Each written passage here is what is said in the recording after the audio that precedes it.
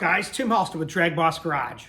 Welcome back to the channel for another exciting episode. At least that's how I like to look at it. But I want to give you guys a big shout out.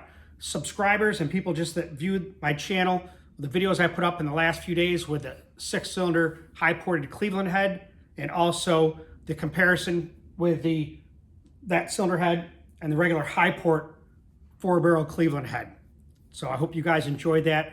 A lot of people commented on the transection of the cylinder head that I had, which showed a lot of great stuff. I love seeing that. It just shows you what you need to know. And I had talked to Darren Morgan in the past about this, and he says when they get heads, sometimes they buy 3 of them so they can cut one up to find out the best way to port it in the most efficient way. One of the comments that I did in the last video with the high port head comparison, a guy named William Herring said, "Hey, Tim, why don't you do an episode on tunnel rams?" And then he mentioned tunnel rams on the street. So back here, you can see I have an assortment of tunnel rams. These are mostly the pro stock offerings that were available in the day. Now, I had told other people on the same thread or post that, you know, when I tell you something, I speak from my heart and from my experience or from something I've learned. I don't make up stuff to blow out I don't make things up. I only can tell you what I know. And I'll tell you right from the get-go, I never ran a car with a tunnel ram. I never ran a tunnel ram, so I don't know much about them in regards to experience. But I know from reading, okay, from friends that have ran them, another YouTuber, Andy, at Unity Motorsports Garage is a big tunnel ram man. That sounds good. He knows his tunnel ram, so you guys probably watch his channel as you do mine. So I appreciate that, and as does he. But he knows more about tunnel rams. What I'm going to do is just do a comparison of what was out there for the pro stock days and give you my 3 cents on tunnel rams for the street. Now, I remember way back in the day, I don't know if it was Hot Rod, but I can see the article in my head, and you guys probably saw this, where it was like, you can't beat a tunnel ram on the street. It's the best induction system. Now, with that said, obviously there's a lot of limitations, including the height of the intake system. You know, you can't put that under the hood of most cars unless you have a big hood scoop. So that's always something to consider. So the tunnel rams that are available for a 351 Cleveland 4-barrel head is what we're talking about, are going to be these. This is the Weiand right here.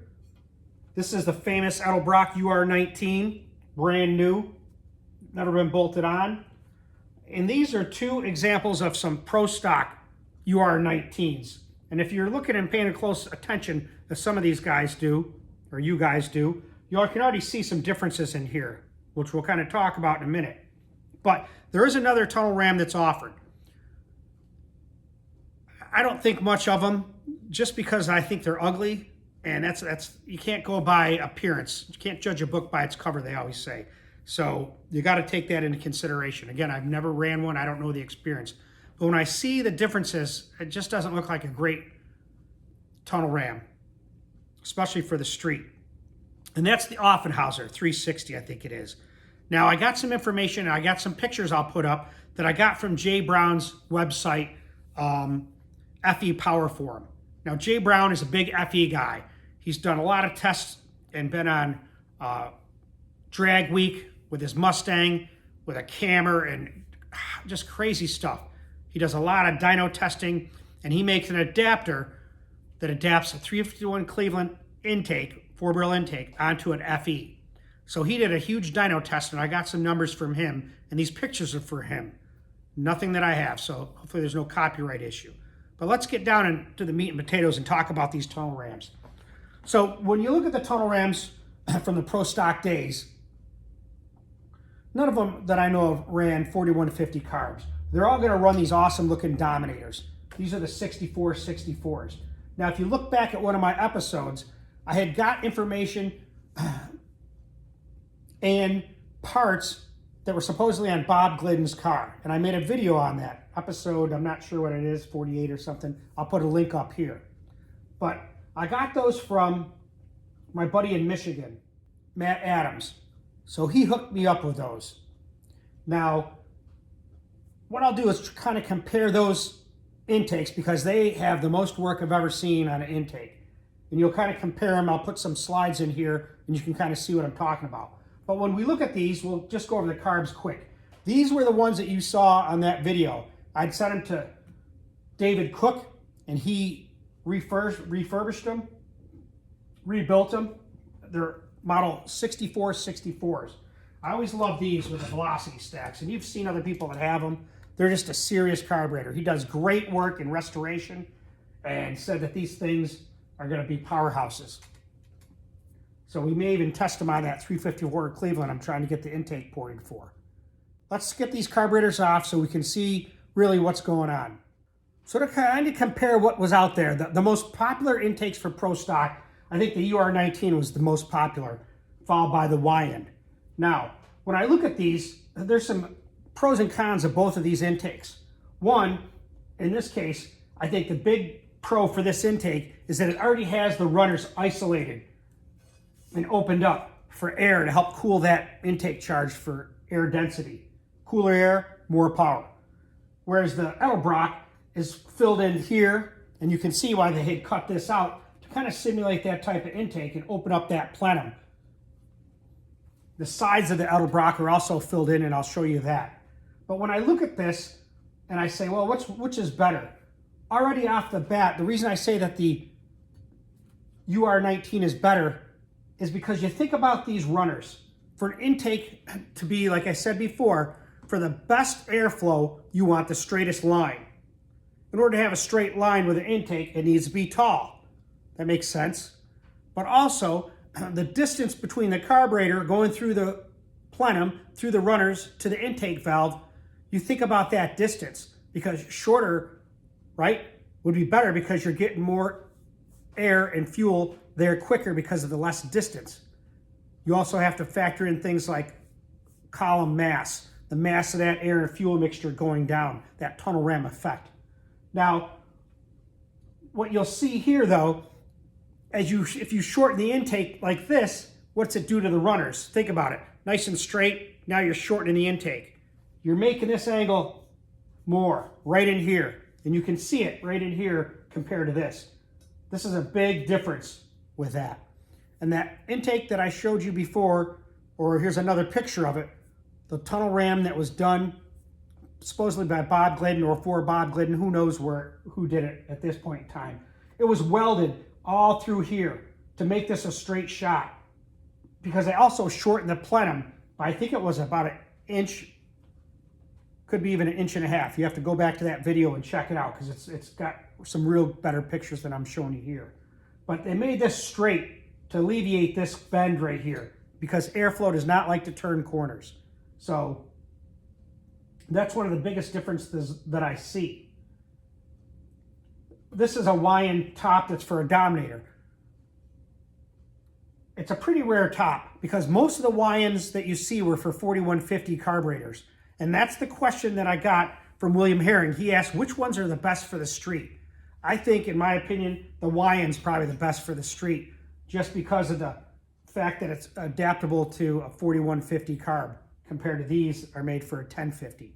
So again, now you can get into semantics. Which is better on the street with a tunnel ram, a double pumper or vacuum secondary? You guys can discuss that.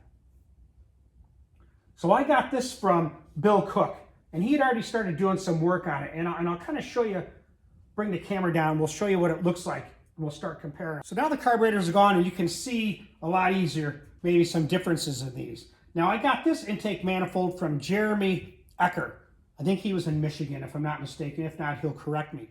I got this UR-19 from Dave Huntley in Michigan. And if you watch that episode, he had a whole bunch of Pro Stock parts that had been sitting in his basement from 1975 that he got from Gapp and Roush.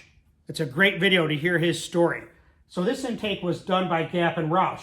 I don't think they finished it, but I'll show you that they've got a lot of writing on it, some bluing on it where they were starting to machine it and port it a little bit. So let's get a little bit closer look at this stuff, and then you'll see what I'm saying. Can't really give you a lot of information on the Weiand, so we'll kind of leave that out and we'll just show you what the plenum looks like. But as far as these UR-19s, you can already see that there's a height difference, or at least I can. This one looks a lot higher than this one. And then it's hard to tell these two here. So let's look at it with a square. We'll put this like this. Right now, there's at least probably a 1/4 inch difference between the height of this plenum that's stock and this one here that's been modified. Let's look at this side. Same here. You can see here again, it almost might be the same, maybe a little bit less. It's hard to hold it perfectly square. So you can see that it was cut down. Also externally, what do you see? Well, you can see here that this has been moved in. Whether that's to help the distributor clear and also to help reduce the plenum. The plenum size on these UR-19s is huge. When you compare these plenums to the Offenhauser, you can see why I think it doesn't flow as well. Just look at that, and here's a comparison. So, as I had said, they machine this out or ground it out, and they put a plate in here, and you'll be able to see this when I bring it up close, to move this in and also to reduce the plenum. Because on that Bob Gliddens tunnel ram, it's definitely reduced at an angle because there's so much extra plenum space, and you'll see that here. Now here's the intake, the inside of the plenum for the Weiand tunnel ram. You can see that, it looks pretty nice. Bill Cook, who I got this from, had already started to do some work on it. I'm telling you, every one of these intakes need work in the plenum before you bolt them on. But you can see how that fits pretty well. But one of the things that we have an issue with, just like I was saying, is this part right here. That 90 degree, it's not really 90 degree, but that degree of angle definitely affects the airflow. Let's see if I can get a better view here. You can see the roof right here. Needs to be raised and more straighter appearance. Now here's the Edelbrock. Here's a stock one, and this is what it looks like. And like I said, you can see the difference. You know, the Weiand is bolted on with studs to the bottom of the manifold over here. Whereas the Edelbrock UR-19 has 12-point bolts. Actually, 8mm fits well. But you can see it's bolted in. You can move it a little bit side to side, but any way you look at it, it's mismatched. It needs to be fixed. I would never run that on a car stock. I think it has a much straighter shot than the Weiand comparatively. Now you can see here the Edelbrock 19, but you can see the distance from here to here is quite a lot more. So keep that in mind. We'll come to this and look at it. This intake here, which is the one I got from Jeremy Ecker, you can see that this has been machined out or cut out, and then a plate was put in and welded here. Now here's this plenum. Again, it's not bolted on very well, so it probably fits a little bit better, but they were in the process of machining it, importing it. They had already ground this down, and that's why there's such a big difference on this intake comparatively, is because they've already cut this down. Whereas this one looks pretty much stock here, even inside. There's no port work, but you can see there's some telltale signs of some Dyno dye, which you'll see in a second. Again, this has not been cut down. You can see the edge here. One thing I wanted to point out about these is take a look here in the back area of the plenum. Let's look at the stock one. You can see that it's deep and bulges out, as you can see on the side here. What they did here to reduce the plenum volume is they welded in a plate here and didn't change the back of it to reduce that volume and give it a straighter shot when that fuel air mixture is blasting down through there. There again, you can see stock appearance. Let's look at it from the back. Not the best videographer in this kind of case, but you can see this has not been changed, but they welded that plate in there. So let's compare the UR-19 with the Weiand in regards to the height of the manifold itself. So when you put the straight edge here, you can tell there's a difference right here. That's probably at least That looks like about a 1/4 of an inch height difference with this being a little bit taller. When I show you a little bit closer in, you'll see the difference in the top of the roof of the port. Now this is the one that had the welded in plenum I got from Jeremy. Let's put it on here. That's pretty much stock height right there. Now let's look at the Jack Roush ported one, or at least the one that he started to work on. On it, and I'll show you, it says, it looks like 50 thousandths, and then it says 1/2 inch. So I'm not sure what that means. But when I put this on here, you can see that this one's been cut. It almost looks like about 50 thousandths, more, maybe a little bit more, like 1/16 of an inch. Get a better camera angle, you'll be able to see it better. So this has been modified here. You can see that for sure. That almost could be a 1/2 inch. Now, when I look at the top itself has bluing on it too. Now remember, these parts have been sitting since 1975. Dave Huntley was going to build a motor, but then things changed in his program. You can watch the video, and the parts sat in his basement all those years. 49 years they've been sitting there. And he hooked me up with them, DragBoss Garage. So you can see here, this may have even been cut. It says negative 0.002, so 2 thousandths on both of them. So they could have cut both together to lower it.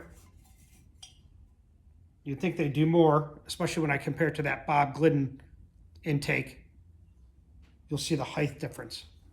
And if you look at Bob's intakes, and I'll put a picture up here, you'll see what I'm talking about. So here's a better view, and you can kind of see the difference in runners, how straight this is coming down versus this coming and curving right in that area. And it manifests itself too in the runners. Like I said, you can see that area right here. That needs to be straightened out right there compared to this, which is much more straighter. And then again, this had nothing done to it in regards to changes.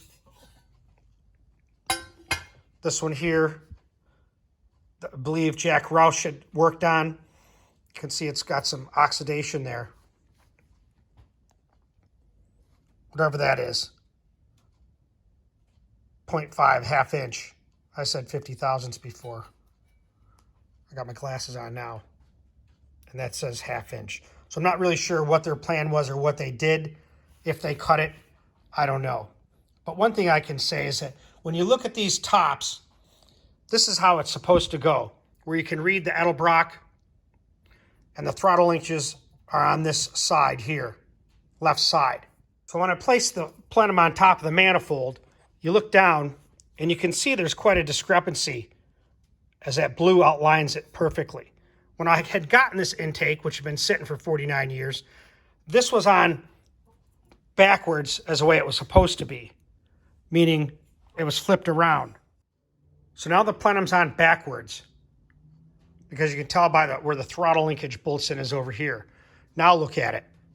There's even less of the manifold there in the blue. And if you look at real close to the sides, you can see the scribe marks. So it's almost the way that they had started to design this, is put it on backwards, so to speak. So I don't know what we're going to do, but I told Dave that we're going to build an engine with his parts and see what we can come up with. So we have the whole top end. Carburetors, intakes, cams, heads. It's got the springs and titanium valves too. And so we're going to put it in this block here, which I got from Mike Shreves, which is a furnace brazed XC. I'm going to make a video on that next. So there you go. It's not a huge episode on tunnel rams because I'm not a tunnel ram expert, but it's just fun to see this kind of stuff, to see this history and what they used back in the day. So hopefully you get something out of this and we can get some things built. I'm just one of those guys that takes me a long time to get things done. That's just how it is. I have a lot going on. So I appreciate everybody being here. and enjoying the channel with me. And like I always say, you're always seeing and learning something new at DragBoss Garage. So stay tuned.